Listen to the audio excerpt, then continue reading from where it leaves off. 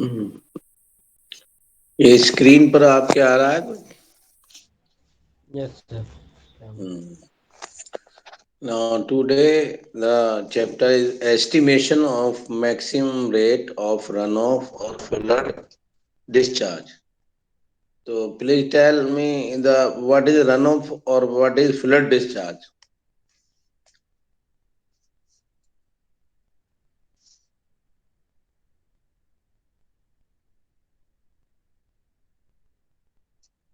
बताएं।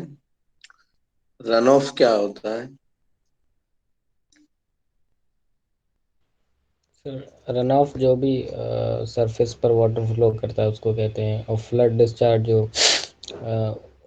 Overflow of the stream की वजह से होता है।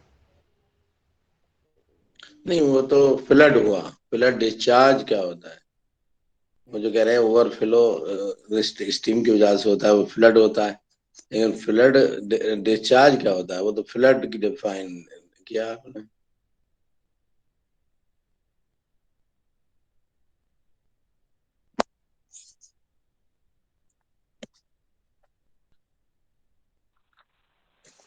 So it is the amount of water left max after the infiltration.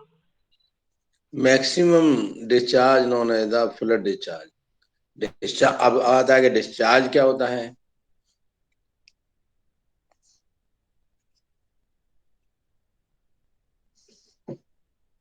तो रेट ऑफ फ्लो होता है ये। Rate of flow in cumecs, cubic metre per second.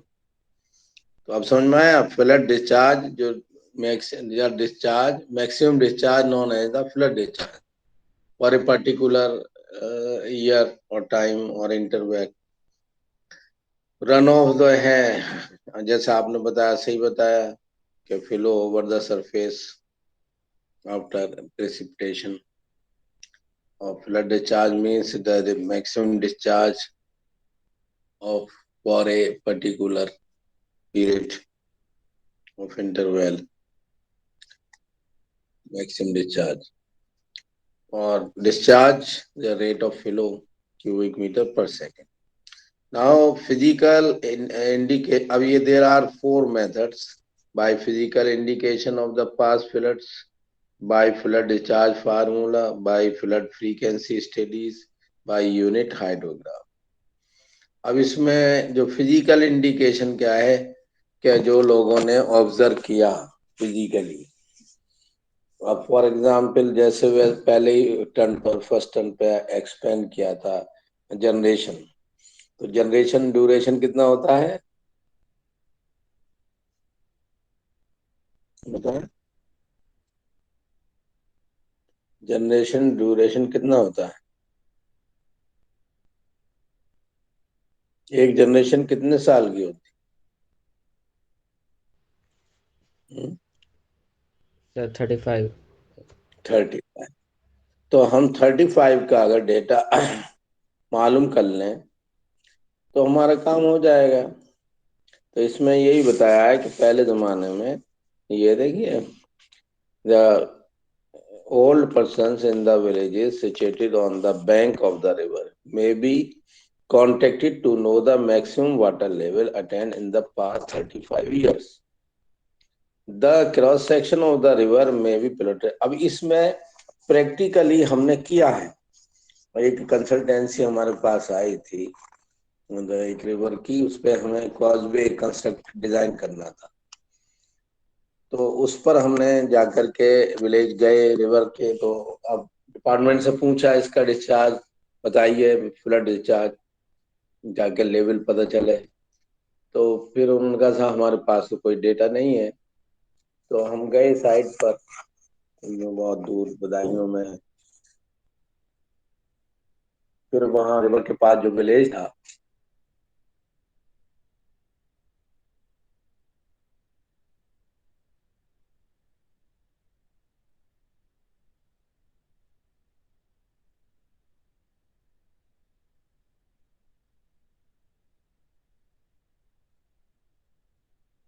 तो गया है।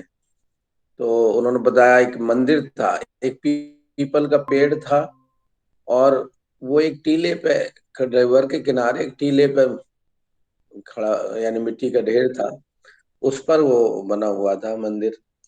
पीपल का पेड़ खड़ा था, जड़ें उसकी निकली हुई थी।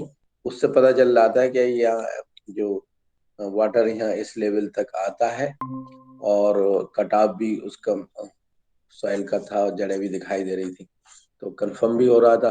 तो फिर हमने और मालूमात की कि आप बताएं कि कहाँ तक, तो उन्होंने बताया था अभी मंदिर तक पानी पहुंच जाता है। और फिर पुराने लोगों से पूछा, उन्होंने भी कहा, हमने कहा डूबा तो नहीं मंदिर के, बोले हमारे सामने डूबा तो नहीं है, छोटा सा ही मंदिर था, ज्यादा 8-10 फीट हाइट का, छोटा सा स्क्वायर शेप में, पिरामिड की शेप में बना हुआ। तो फिर अब फ्लड, ये तो लेवल पता चल गया, तो अब फ्लड डिस्चार्ज कैसे मालूम करें या रन ऑफ कैसे मालूम करें? तो फिर उसका तरीका ये होता है कि उसी के सामने, मंदिर के सामने रिवर का सेक्शन ड्रॉ कर लो, मेजर कर लो सर लेवल से, क्या कितनी बिड्थ है, और डिफरेंट बिड्थ पर रेफरेंस लेके कितना कितना जो है सेक्शन है ग्राउंड का। तो यूनिफॉर्म तो होता नहीं कि भाई रेक्टेंगल, कोई ज्योमेट्रिकल शेप नहीं होती रिवर की, तो जिगजैग टाइप का बेस होता है। तो उससे आपने वो प्लॉट कर लिया ग्राफ पर, वो प्लॉट करने के बाद उसका एरिया कैलकुलेट कर लो। तो डिस्चार्ज जो होता है क्यू, वो होता है वेलोसिटी इनटू एरिया। अच्छा, वेलोसिटी मालूम कर सकते हैं आप।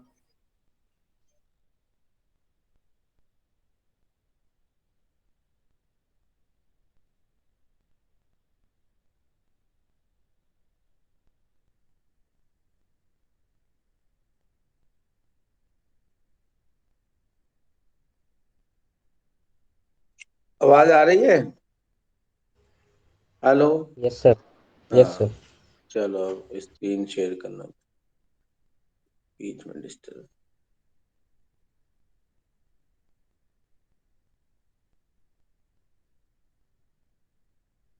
हाँ, तो अब मैं ये बता रहा था कि जो फर्स्ट मेथड है, तो 35 साल तक का हम मालूम कर लें कि क्या लेवल गया है।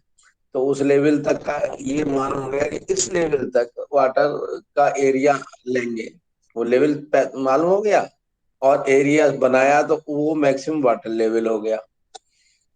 तो अब आपका मैक्सिमम वाटर लेवल का वो मिल गया सेक्शन, उससे हमने एरिया निकाल लिया, area of the flow stream का। और उसके बाद आप डाउन स्ट्रीम में लेवल ले लीजिए, लेवल से कुछ अप स्ट्रीम में ले लीजिए, और उसका स्लोप जो है तय कर लीजिए, यानी बेस जो है, बेस उसका रिवर का कि कितना स्लोप है रिवर का यहाँ नेचुरल। तो हमें स्लोप पता चल जाएगा, तो स्लोप और फिर प्रॉपर्टी सॉइल की भी पता चल जाएंगी।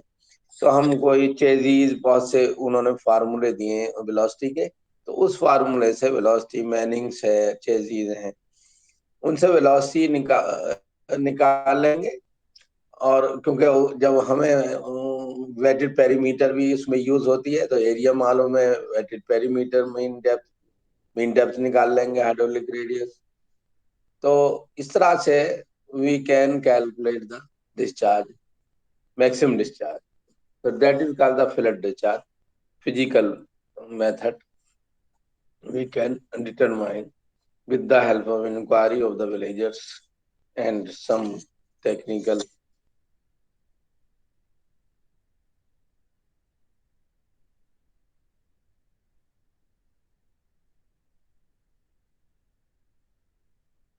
ने बनवाए थे 1848 में, रुड़की जब वर्कशॉप बना था। दूसरा मेथड है द फ्लड डिस्चार्ज फार्मूले। अब बहुत से लोगों ने फिर उसका फार्मूला दिया डिस्चार्ज का, फ्लड डिस्चार्ज का। तो ये जनरल फार्मूला इन्होंने दिया, Q is equal to C to A to the power N। तो Q जो है,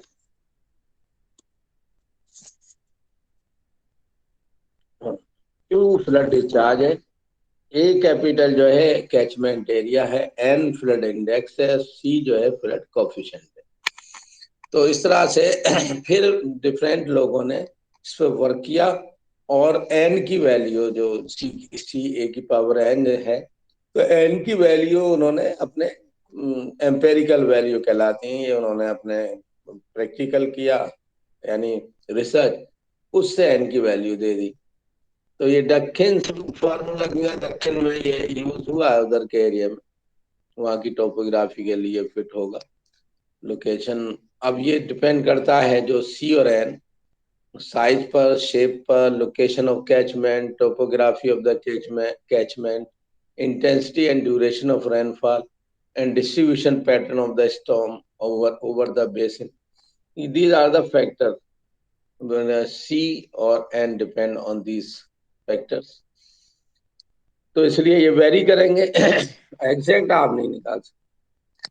तो स्टडी करके लोग उसे कैलकुलेट किया, तो डक्कन ने दिया formula Q1 is equal to C A to the power 3/4। Area of the basin in square kilometre है, और डिस्चार्ज इन क्यूमेक्स है। Cumecs means cubic metre per second. FPS अब यूज नहीं होता, उस जमाने में उसका दिया था। फिर सी के लिए इन्होंने डिफरेंट रीजन के लिए सी की वैल्यू दी। नॉर्दर्न इंडिया में 11.4 है, सेंट्रल इंडिया में 13.9 टू 19.5 है, वेस्टर्न में जो है 22.2 -25। फिर एक rabies formula Madras catchment area के लिए इन्होंने दिया। इन्होंने एन की पावर 2/3 दे दी, बाकी चीजें वही हैं सारी।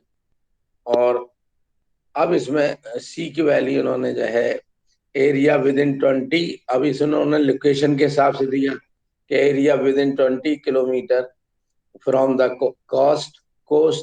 कोस्ट जो है उसका रिवर का तो किनारा तो 6.75, और एरिया विद इन 25 टू 61, यानी समंदर के किनारे से 160 किलोमीटर, वो 8.45, और limited area near hills 10.1।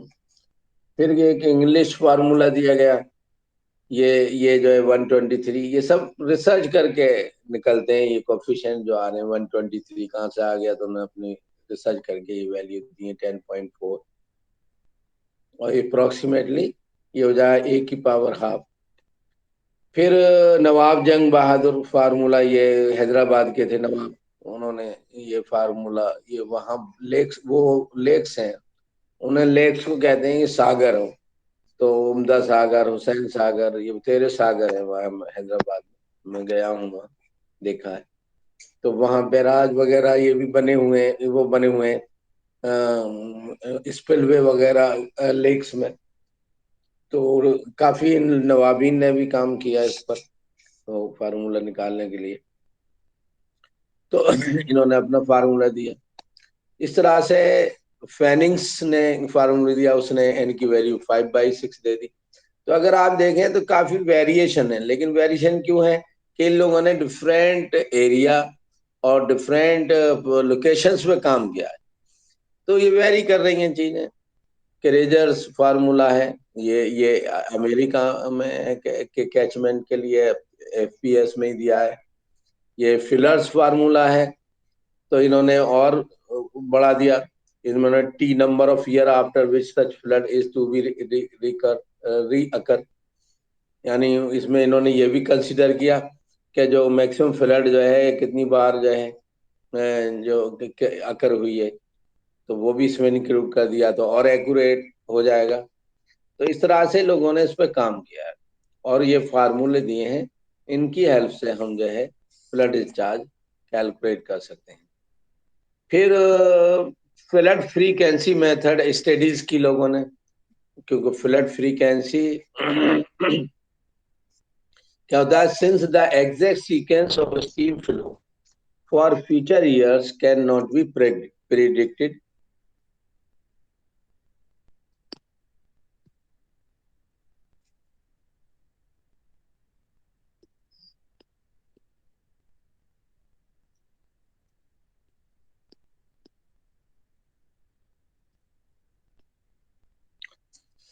Stream flow for future years cannot be predicted. Probability concept must be used. अब इसमें probability concept use किया है to study the probable variation in the flow, so that the design can be completed on the basis of the catchment risk.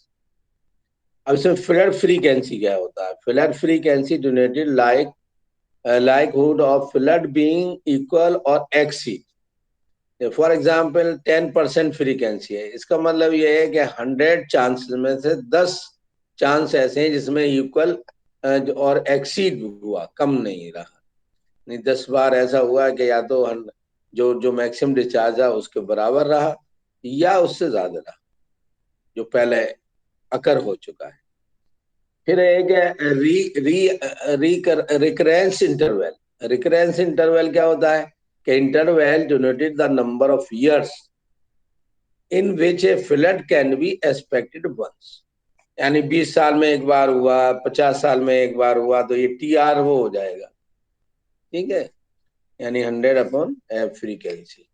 Frequency ऊपर निकाल ली, 100 से divide कर दिया तो नंबर ऑफ ईयर्स आ जाएंगे कि भाई इतने ईयर में जो है ये नंबर ऑफ अकरिंग हो जाएगा कि इतने बार ये अकर हुआ maximum discharge.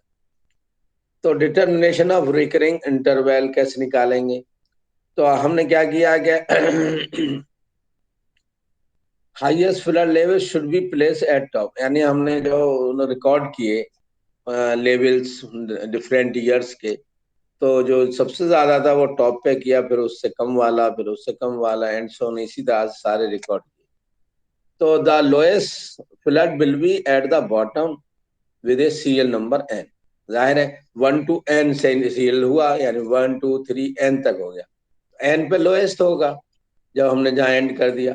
If a particular flood has serial number M, अब इसमें जो मान लो फॉर एग्जांपल 180 एन 80 है, यानी 80 ईयर्स का है आपके पास, या 70 ईयर का, या मान लो 35 ईयर्स का है, लेकिन हम किसी ईयर में निकालना चाहते हैं, जैसे एम 30 ईयर, तो एम की वैल्यू यहाँ 30 हो जाएगी। तो इस तरह से TR यानी कितनी बार अकर होगा, ये जो है डिस्चार्ज कितने साल में अकर होगा, ये निकल के आ जाएगा। तो N/R, एन तो मैक्सिमम जो रिकॉर्ड डेटा है, एम वो डेटा है जहां जिस ईयर में आप निकाल रहे हैं, तो उससे डिवाइड किया तो ये हो जाएगा कि कितनी बार ये तो मैक्सिमम आया। फिर इसमें गैम्बल्स ने इसमें और C ऐड कर दिया, तो ये गम्बल्स करेक्शन कहलाता है। जिन्होंने एक करेक्शन अप्लाई की, ऊपर की जो फॉर्मूले उनमें करेक्शन अप्लाई कर दिया और उनकी वैल्यू यहाँ रिकॉर्ड कर दी डिफरेंट C के लिए, एम एन का रेशो क्या होगा, तो उसकी हेल्प से हम we can calculate the flood discharge.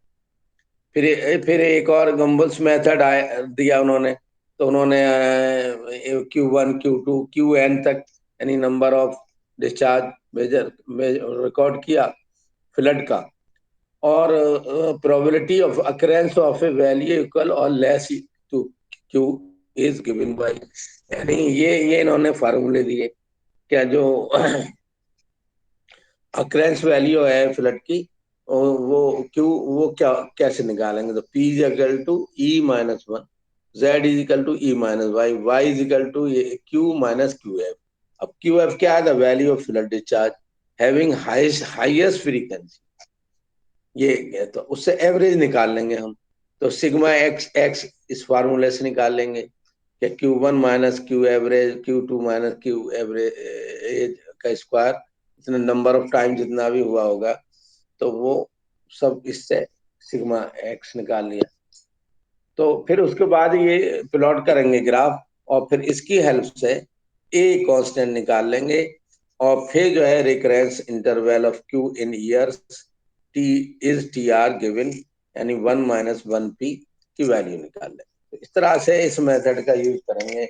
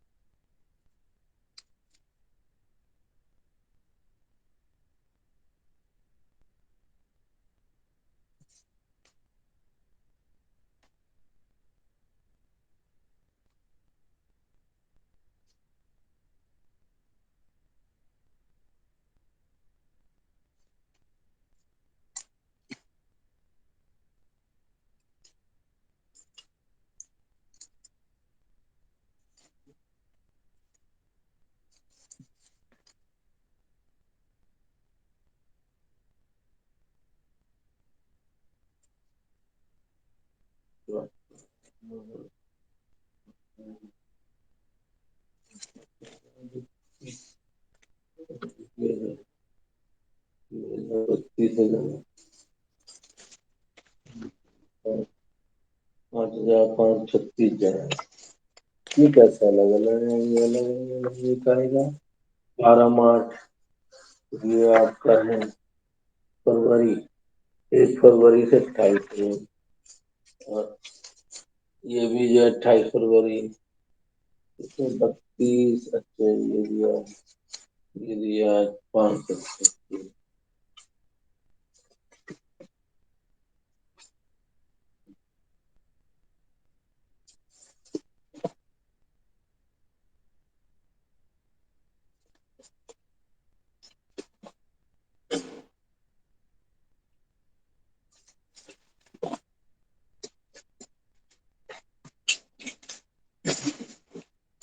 ऊपर है।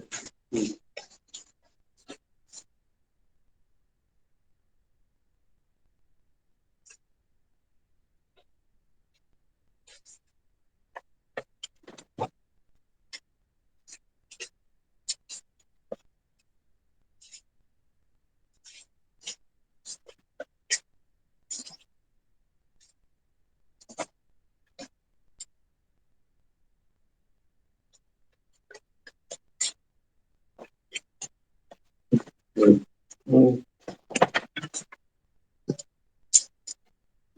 तो हो जाए वहां से। वैसे एक दो तुम्हें सारे जाएंगे और तीन, तीन नहीं, ये तो ऑफिस में रखेंगे। हाँ तो एक, ये पूरे सेट रखिए। नहीं, एक ही है ना, तो वो ये सर नहीं है कि सब देखिए।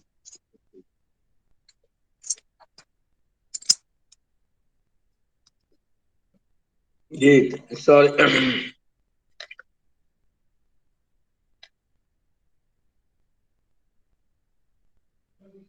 जी हाँ, आवाज आ रही है। Yes sir. हेलो।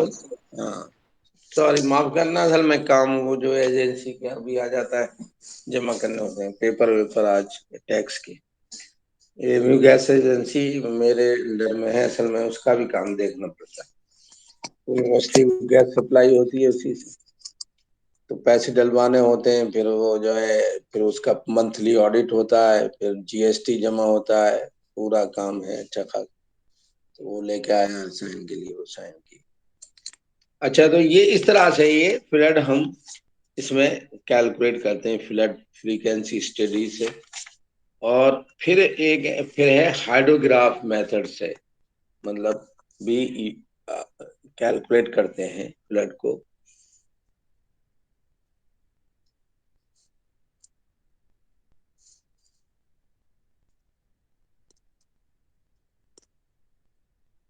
अब हाइड्रोग्राफ क्या होता है, व्हाट इज हाइड्रोग्राफ, ये पूरा चैप्टर है आपका। ये है हाइड्रोग्राफ एनालिसिस। ये लास्ट मेथड है, इस मेथड से भी आप करते हैं। तो कैसे करेंगे ये, इसमें आपको दिखाई दे रहा है कि टाइम टाइम विद डेट्स और डिस्चार्ज, वर्टिकल एक्सिस पे यानी वाई एक्सिस पे, और एक्सिस पे जो है स्टॉर्म हाइड्रोग्राफ दिया है। जो रेनफॉल हुआ है, जहाँ कहीं मेजर कर रहे हैं किसी भी एक पर्टिकुलर मॉनिटरिंग स्टेशन पर, तो उस पर जो डिस्चार्ज का ये वेरिएशन दिखाया है। तो इसमें आप देख रहे हैं वेरियस पीक्स जो है क्रिएट हो रही हैं। शुरू में एक पीक है, फिर दो हैं, फिर मैक्सिमम पीक है, फिर हल्की सी एक पीक है, फिर और पीक है। तो ये एक बड़ा फिर घटा, फिर बड़ा फिर घटा, और एक बार जो मैक्सिमम बड़ा है उसके बाद वे रिपीट नहीं हुआ। तो इसको कहते हैं हाइड्रोग्राफ, यानी presentation of discharge with time interval, a specified time interval of the run of in A in a stream for a specific catchment area. तो ये इसकी डेफिनेशन है हाइड्रोग्राफ की, कि ये ग्राफिकल रिप्रेजेंटेशन है रेनफॉल रन ऑफ का, और एक पर्टिकुलर स्टॉर्म के लिए और पर्टिकुलर कैचमेंट एरिया के लिए है, वो स्पेसिफाई होगा। ये नहीं है ये सब जनरल हो गया। किसी कैचमेंट पे ये जरूरी नहीं है कि दूसरे कैचमेंट पे ये पीक इतनी हो, वो कम ज्यादा हो सकती है। अब इसका नेचर समझिए। क्या इसमें होता क्या है? क्या आप जो है जब रेनफॉल होगा किसी भी कैचमेंट एरिया पर, तो जो स्ट्रीम में यानी ये सारा जो वाटर है, जो वाटर जो some water is infiltrating into the ground, and there are two parts. One part is again meet to the river, and one part, remaining part, permanently enter into the ground, meet to the groundwater table, and some part evaporate, or some part fill up in the detain in the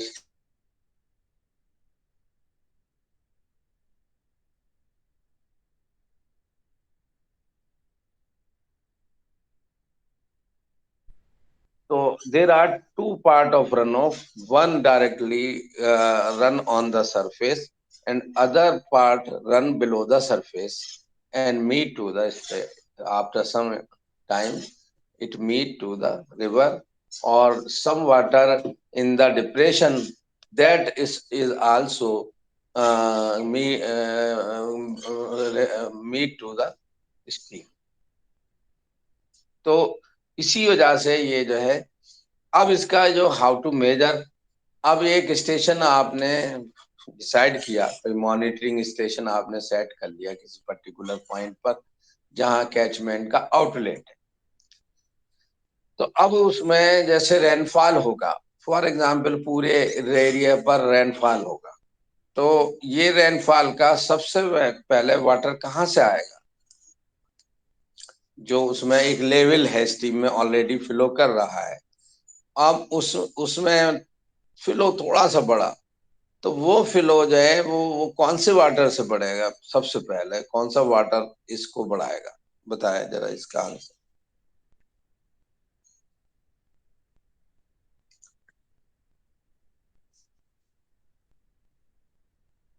हम्म, बता, आवाज आ रही कि नहीं आ रही? सो गए सब? मैं खालिक अब्दुल क्या है, खालिक साहब और कौन है, कौन कौन देखता हूँ। एक मिनट। हाँ भाई बताइए, अब्दुल खालिक साहब हैं, शहबाज हैं, चलो शहबाज बताओ।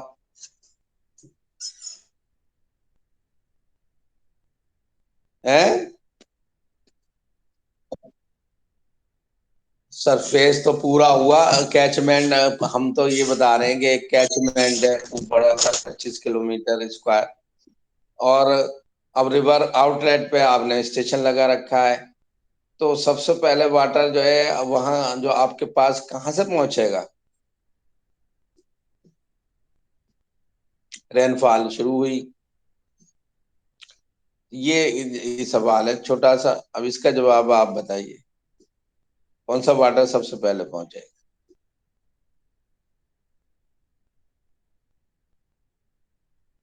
लो, सरफेस का तुम तो जनरल बात कह रहे हो, सरफेस का रन ऑफ सरफेस को डिफाइन करो, कौन सी सरफेस? ये तो पूरे कैचमेंट की सरफेस है।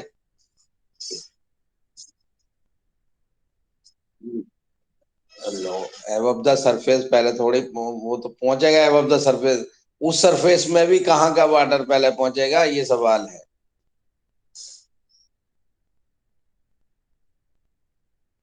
पास में होगा, ये जरा ये घुमा फिर आगे, इतनी देर हो गई है, जब समझ में आया कि सबसे पहले जो स्ट्रीम का वाटर है वही पहले पहुंचेगा जो करीबी पॉइंट है, फिर जो ग्राउंड का वाटर जो पहुंचेगा जो करीब ग्राउंड है, फिर अब दूर का, फिर ये सब पहुंचते पहुंचते बारिश हो रही है वो बढ़ता रहेगा लेवल, क्योंकि वाटर सारी तरफ से कलेक्ट होकर उसमें बढ़ रहा है। डिस्चार्ज कंटिन्यूअस पहले जीरो था, अब उसमें आहिस्ता आहिस्ता बढ़ा रहा है। ठीक है, अब रेनफॉल रुक गई, तो उसके बाद भी वाटर आता रहेगा, क्योंकि अभी वो रुकने के बाद जो डिप्रेशन में भरा हुआ है और जो दूसरी ग्राउंड पे दूर गिरा हुआ है यानी फॉल हुआ है, तो वो भी तो पानी जो है पहुंचेगा वहां, तो उसमें टाइम लगेगा। तो ये नहीं है कि 3 घंटे बारिश हुई तो 3 घंटे में सारा वाटर जो है वहां से रिसीड हो जाएगा, बल्कि टाइम लगेगा। तो ये इस तरह से इसमें रीडिंग लेते हैं with with interval of particular interval. मान लो इसमें जो स्टडी से पता चला 2 आवर 3 आवर, तो 3 आवर्स आइडियल माना है कि भाई कि 3 घंटे में एक रीडिंग लेंगे, 3 3 घंटे में 3 3 घंटे पर आप जो रीडिंग लेंगे। मान लो 3 ही घंटे की स्टॉर्म है, यानी 3 घंटे लगातार बारिश हुई है, तो that is called the duration of storm. और इस पे जो रीडिंग लेंगे ग्राफ पर, जो एक फिक्स इंटरवल पर, तो that is called the duration of, जो है duration of the hydrograph on the x axis, यानी इंटरवल ऑफ द रीडिंग्स और कहना चाहिए ऑब्जर्वेशंस।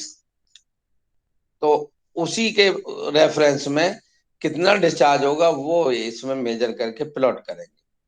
तो इस तरह से ये हाइड्रोग्राफ आपका फॉर्म होगा। ठीक है, ये आपका ये ऊपर जो दिखाया ये इस तरह से बन जाएगा। ठीक है, अब एक पर्टिकुलर स्ट्रॉन्गर है तो वो उसका हाइड्रोग्राफ जो है इस तरह से, एक मान लिया आइडियल फिगर लीजिए, देखिए। तो इसमें कंपोनेंट क्या क्या है होते हैं, पहले उनको जान लें, तभी इसकी स्टडी और एनालिसिस हो सकता है। तो इसमें हम यहां से चलेंगे ऊपर से, इफेक्टिव ड्यूरेशन। अब ये देखिए, ये कर्व जो हैचेस बना हुआ ऊपर, ये है, ये नीचे जो कर्व दिखाई दे रहा है जो डैश लाइन से स्लोपी, ये है इन्फिल्ट्रेशन का। ऊपर जो है इफेक्टिव रेनफॉल है, ये रेनफॉल हो रही है, उसका जो है टाइम नोट हुआ है। देखिए ये रेनफॉल जो है यहाँ खत्म हो गई, यानी बी पर जो है एंड हो रहा है रेनफॉल। ठीक है, और हाइड्रोग्राफ जो है ए से शुरू हुआ है पहले से ही, तो जहां एंड हो गया वहां डिस्चार्ज अब इतना है, यानी टी सी क्या है, पॉइंट ऑफ इन्फ्लेक्शन। यानी पॉइंट ऑफ इन्फ्लेक्शन क्या होगा कि दोनों ये कहलाती है राइजिंग लिम। लेफ्ट में जो कर्व की जो कर्व है that is called the rising limb, और राइट में जो है कर्व है वो रिसीडिंग लिम कहलाता है।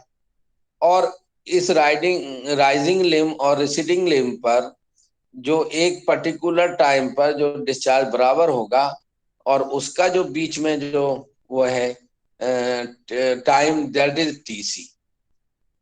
ये जो पीक दोनों तरफ जो डिस्चार्ज बराबर होगा कर्व के, हाईएस्ट डी क्या है, हाईएस्ट पॉइंट है, यानी maximum flow eight.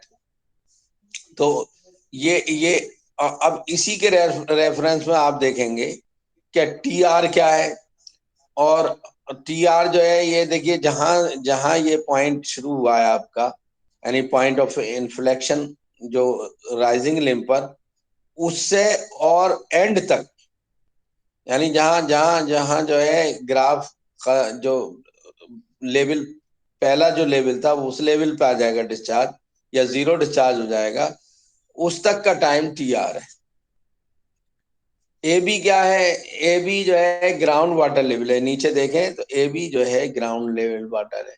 B C क्या है, यहाँ ए बी ऊपर से देखें तो ये नीचे है, ए बी जो है ग्राउंड वाटर लेवल जो ग्राउंड में चला गया।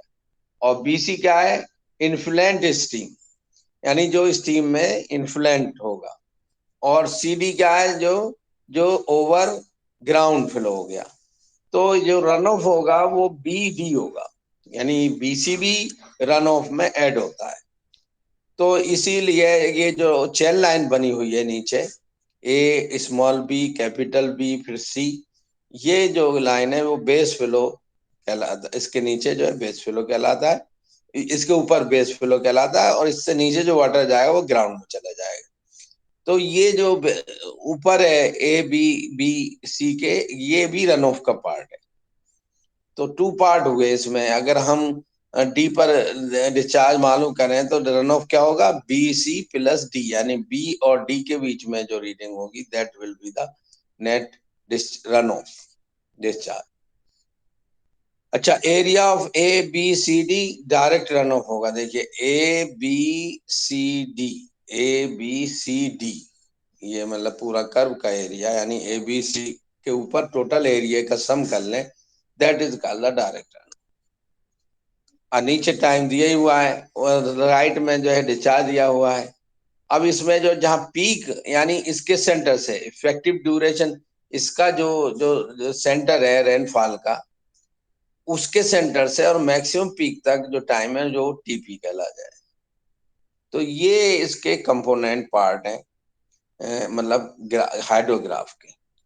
तो यहाँ इसमें सब एक्सप्लेन किए हैं component part of storm hydrograph. A single peak hydrograph कहलाता है। इसमें एक पीक डेवलप हो रही है, तो a single peak hydrograph resulting from A isolated storm is shown in figure given below.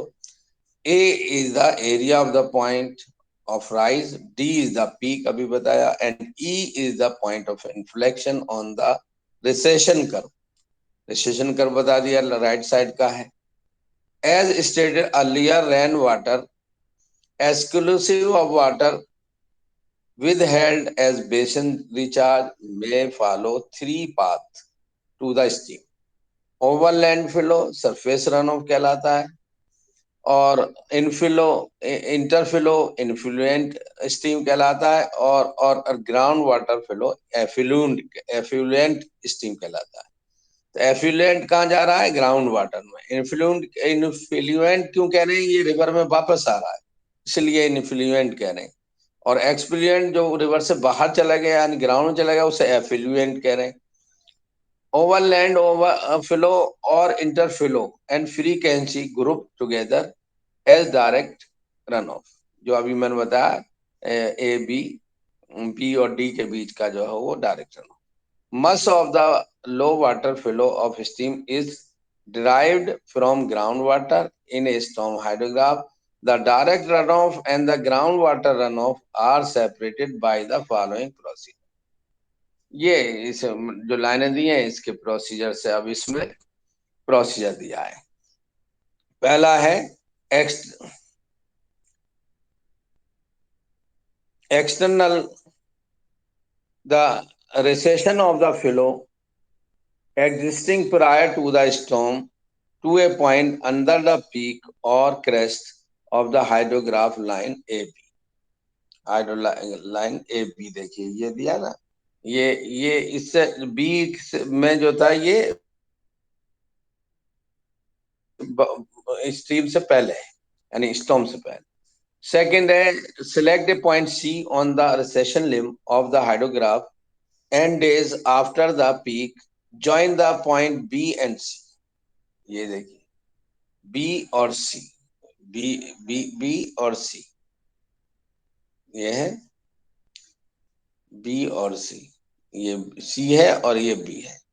यानी ये कितने डेज बनाए? एंड डेज, अभी बताया ना, after and days of rainfall वो पीक, ये जो है आपका मार्क कर लिया, तो इसको ए बी को ज्वाइन कर दिया, तो ये बेसिन लाइन प्लॉट होगी। फिर उसके बाद आपने रन ऑफ का एन का फार्मूला दिया, एन इज इक्वल टू कितना होना चाहिए? 0.84 ए की पावर हाफ, यानी स्क्वायर। तो ये क्या है? Area of the area in square kilometre, drainage area है, drainage cross section area. If the drainage area, जो साफ नहीं है मैं फिर भी पढ़ रहा हूँ वैसे, drainage area of the basin is express in square miles. पुराने जमाने में वो उसका फार्मूला अलग है, उसे छोड़ दीजिए। तो इस तरह से ये स्टेप्स हैं, इसमें मैं दोबारा डाल दूंगा इसे, क्लियर नहीं आया पे। तो ये डिफरेंट अब इसमें वो दिया है क्या? बेसिन लेग इन टीपी, अभी मैंने एक्सप्लेन किया टीपी क्या है, इफेक्टिव डायरेक्ट ड्यूरेशन क्या है, और टी आर क्या है, फिगर में दिखाए थे अभी। Time of concentration C T, यानी जहां पीक जो डिस्चार्ज दोनों तरफ बराबर हो उसके बीच का टाइम। फिर वैली स्टोरेज, वैली स्टोरेज क्या है ये बताइए। चलिए आप इतना पढ़ा, चैनल स्टोरेज और वैली स्टोरेज और बेस फ्लो और डिप्रेशन कर्व। अब ये नीचे फिगर देखेंगे, इससे क्लियर हो जाएगा। आपकी समझ में क्या आया? क्या वैली स्टोरेज क्या है?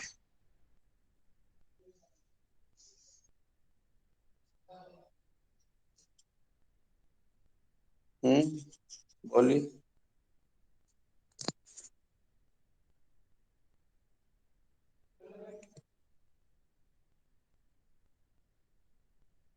सो गए? लेफ्ट करके मुदस्सिर अज का कुछ बताओ भाई, वैली स्टोरेज क्या है? मुदस्सिर, वो मुशीर, मोहम्मद मुशीर।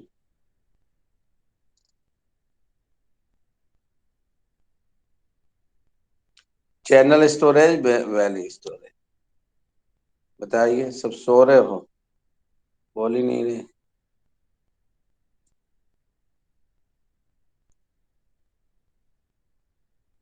बताएं, सब सो गए क्या?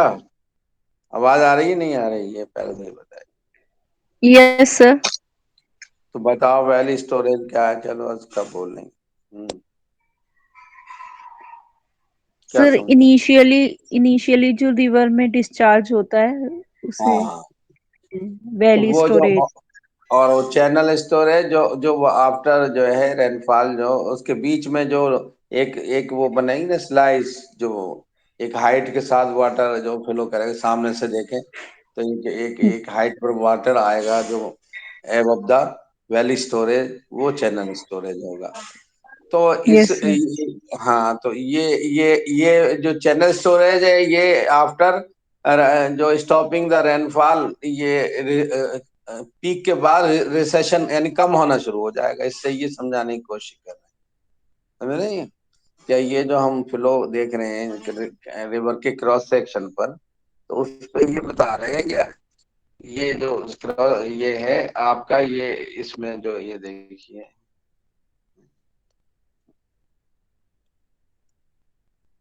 यूनिट हाइड्रोग्राफ, ये देखें, ये देख रहे हैं, level after storm, level before storm.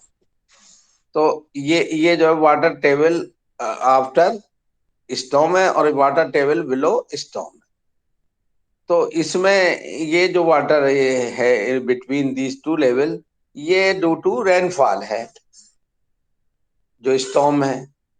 अब ये जो पीक के बाद सेशन, ये मैक्सिमम गया तो पीक हो गई। अब इससे कम, पहले तो ये आहिस्ता आहिस्ता बढ़ेगा और मैक्सिमम हो जाएगा, फिर ये कुछ फ्लो होगा, फिर कम होना शुरू हो जाएगा।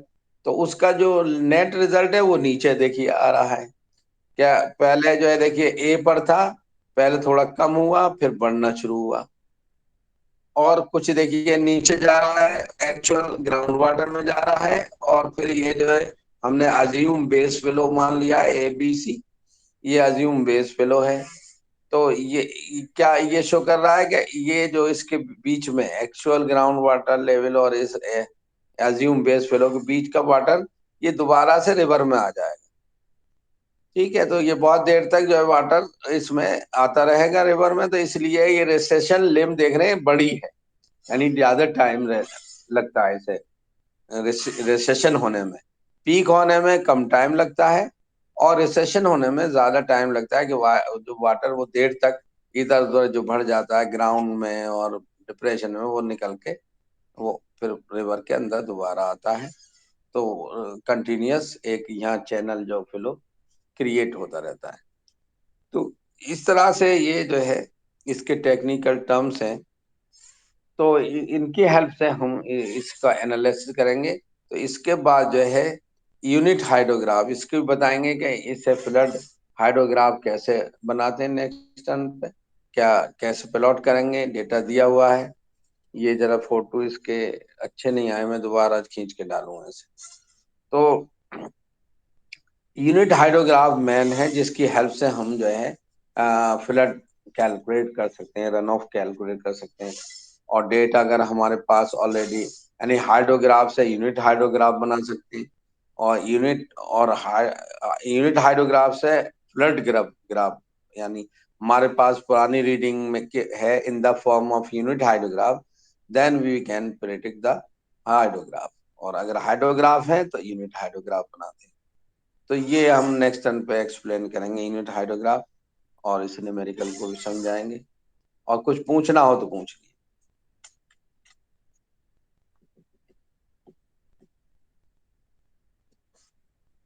बोले, बाकी तो लोग भाग गए हैं।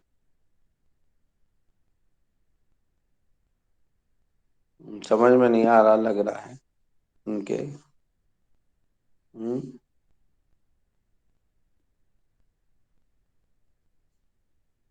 हाँ भाई, शहबाज बताओ, कुछ समझ में आया कि नहीं आया, या सोते रहे? समझ में आ गया। तो अब ये जो है, आप ये जो टेबल दी है जिसमें हाइड्रोग्राफ की, इससे जरा हाइड्रोग्राफ प्लॉट करके देखिए खुद से, और नहीं आए तो फिर बताइए। ठीक है। अजका, अजका, तुम्हारी समझ में यस क्या सर। आया?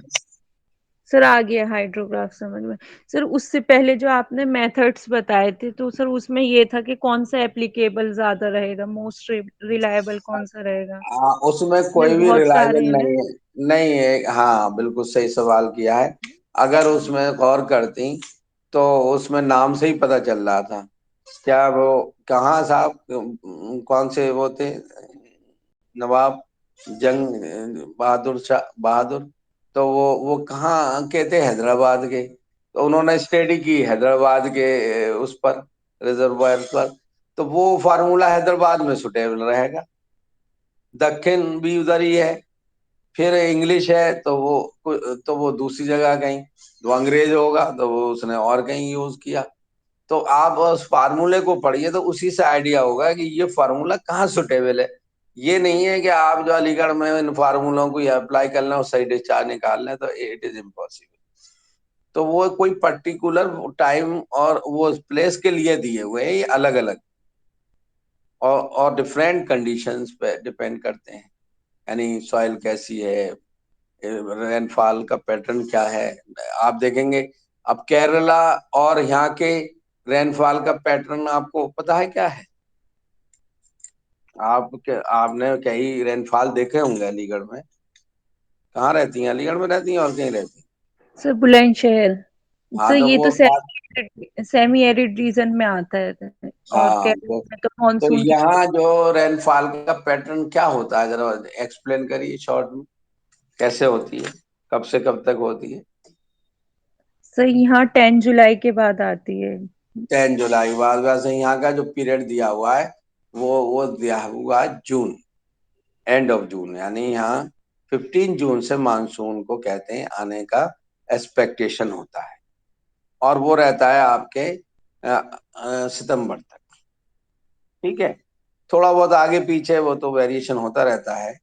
तो ये रेनफॉल यानी रेनी सीजन कहलाता है, आफ्टर 15 जून और टू सितंबर, 15 सितंबर। ठीक है। अब इसमें आप देखेंगे कि जुलाई में कभी ज्यादा होती है, कभी अगस्त में ज्यादा होती है। यानी मैक्सिमम जो रेनफॉल होता है वो अगस्त में होता है या जुलाई में होता है। ये पैटर्न है। लेकिन केरला में 1 जून से आता है। हम गए केरला में 1 जून को, तो वहां कंटिन्यूअस रेनफॉल। मैं पैटर्न की बात बताना चाह रहा, थोड़ा समझाना चाह रहा था कि यहाँ का पैटर्न क्या है। क्या कभी आपने देखा क्या यहाँ लगातार 24 घंटे बारिश हुई हुई एक ही इंटेंसिटी? कभी ऐसा ऑब्जर्व किया बुलंदशहर में? No sir. नहीं किया। ज्यादा है 1 घंटा, 2 घंटे, 3 घंटे, 3 घंटे तक एक इंटेंसिटी से रेनफॉल होती है और फिर जो बंद हो जाती है, फिर दूसरी शुरू हो जाती है थोड़ी देर में। इस तरह से होती है यहाँ रेनफॉल। जिस दिन यही स्टॉर्म बार बार रिपीट होती है, ओवरलैप भी कर जाती है, कहते हैं भाई आज बहुत बारिश हुई है, पूरे दिन होती रही। ठीक है। और केरला में कंटिन्यूअस 3 महीने बारिश होती है। वहां जैसे यहाँ यहाँ होती है, वहां ऐसे रुकती है इतने टाइम को, कभी कभी तो उल्टा होता है।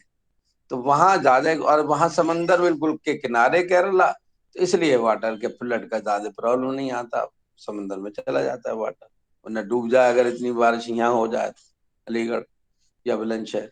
तो इसलिए वहां वो जो फार्मूला काम करेगा यहाँ कर जाएगा। नो बताइए, सर। ये समझा। हाँ, तो नो सर। इसलिए तो आप उसमें फार्मूलों में ही देखिए क्या कौन सा फार्मूला में क्या लिखा है, यानी यहाँ दक्षिण लिखा है तो इसका मतलब दक्षिण में अप्लाई होगा। वो नवाब साहब का लिखा है वो हैदराबाद में अप्लाई होगा। इंग्लिश का लिखा है तो उसमें लिख दिया है कि ये कहाँ एप्लीकेबल है, एक अमेरिका में अप्लाई होगा, एक वो उसमें लिखा है। तो आप पढ़िए उसे, तो आपको आइडिया हो जाएगा कि ये नहीं कह सकती ये कौन सा फार्मूला इसमें अलीगढ़ के लिए या बुलंदशहर के लिए ज्यादा अच्छा है। तो वो एक जनरल फार्मूला जो होगा वो इसमें अच्छा होगा, जो बाद में किया है जिसमें और फैक्टर भी इन्वॉल्व कर लिए सी और, समझे, तो उससे आप उसकी हेल्प से यहाँ एक एक अप्रोक्सीमेट, ज्यादा एक्यूरेट, मतलब ज्यादा का मतलब कम जो जो सही के करीब हो वो निकाल सकते हैं, वो फार्मूला ज्यादा सुटेबल हो। ठीक है, इस पढ़िए एक बार, सही क्वेश्चन आपका यस बिल्कुल सर। सही था। तो वो हर फार्मूला हर जगह एप्लीकेबल है। और कोई सवाल?